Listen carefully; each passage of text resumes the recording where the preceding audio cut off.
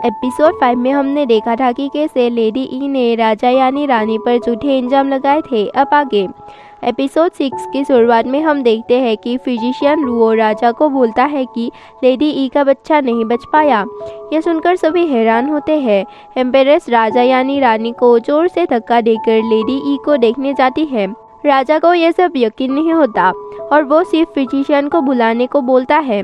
फिर एक सर्वेंट चुपके से बाहर निकलने की कोशिश करती है। राजा वो देख लेता है और किसी को भी रूम से बाहर जाने को मना करता है। राजा रानी को उस पर विश्वास करने को बोलता है और वो दोनों उस पैलेस को सील करवा देते हैं। राजा सबको बोलता है जब सिर्फ फिजिशियन आएंगे तभी सच का पता चलेगा। एम्पेरेस राजा यानी रानी को बुलाती है। लेडी ई बच्चे के गम में रो रही थी।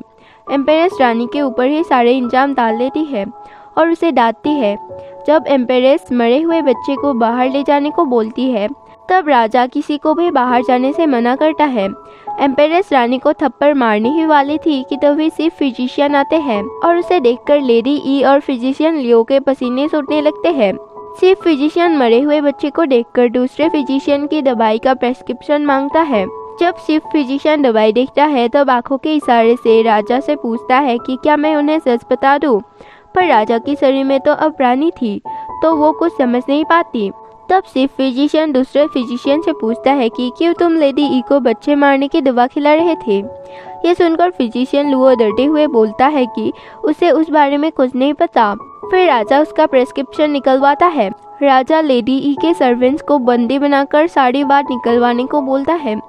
लेडी ई अनजान बनने का नाटक करती है और बोलती है कि रानी उसके बच्चे को मारना चाहती थी। फिर सिर्फ फिजिशियन बताता है कि वो बच्चा तो कुछ दिन पहले ही मर गया था। रानी फिर सबको ऑर्डर देती है कि जब तक सच का पता नहीं चलता तब तक पूरे महल से कोई बाहर और अंदर ना आने पाए और लेडी ई को कमरे में बंद कर देते हैं।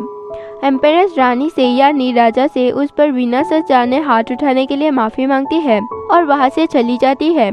राजा मन में रानी से पास्ट में करी हुई गलतियों के बारे में माफी मांगता है। नेक्स्ट सीन में हमें दिखाया जाता है कि फिजिशियन लुओ ने सारी सच्चाई कन्फेस कर ली थी। उसने लेडी ई से घूस लेकर वो बच्चा मरवाया था। एम्पेरेस फिजिशियन लुओ और बाकी उनके साथ मिले हुए 2 सर्वेंट को पनिश करने को बोलती है। एम्पेरेस रानी को बाकी की बातें उन पर छोड़ने को बोलती है और रानी को उसके कामों के लिए तारीफ करती है। राजा फिर लेडी ई से मिलने जाती है। राजा उससे पूछता है कि क्या तुम्हें किसी ने ऐसा करने के लिए ऑर्डर दिया था, पर लेडी ई मना करती है। राजा उस पर गुस्सा करता है तो लेडी ई उसे बताती है, तुम तो नोबल परिवार में पैदा हुई हो, तुम्हें क्या पता मेरी तकलीफों के बारे में। तुम्हारे पिता सिर्फ कमांडर है और तुम रानी हो।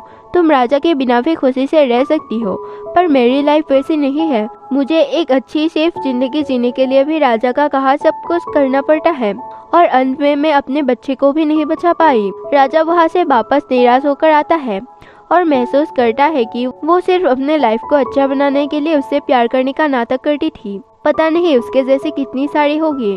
फिर राजा को रानी के प्रपोज करने वाला इंसिडेंट याद आता है और वो रियलाइज करता है कि रानी ही इकलौती है जो उससे बिना कुछ मतलब के बेइंतहा प्यार करती है।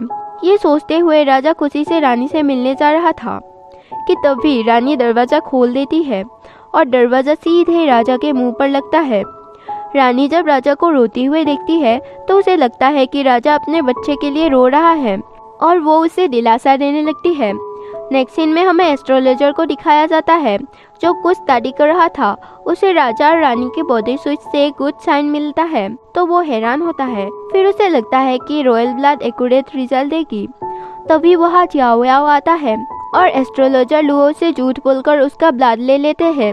नेक्स्ट सीन में हमें राजा और रानी को दिखाया जाता है जहाँ रानी राजा को प्लेजर हाउस वाली बात बताना चाहती थी। प्लेजर हाउस का नाम सुनते ही राजा उस पर भड़क पड़ता है क्योंकि रानी ने राजा की बॉडी में वैसी जगह जाने की हिम्मत की। रानी कुछ बताने ही वाली थी कि तभी रिपोर्ट आता है कि रानी का भाई लॉर्ड सू जो कि जंग में गया था वो घायल हो गया है और कुछ ही दिनों में लौट आएगा। ये सुनकर रानी बहुत दुखी होती है और ये एपिसोड यहीं पर खत्म हो जाता है।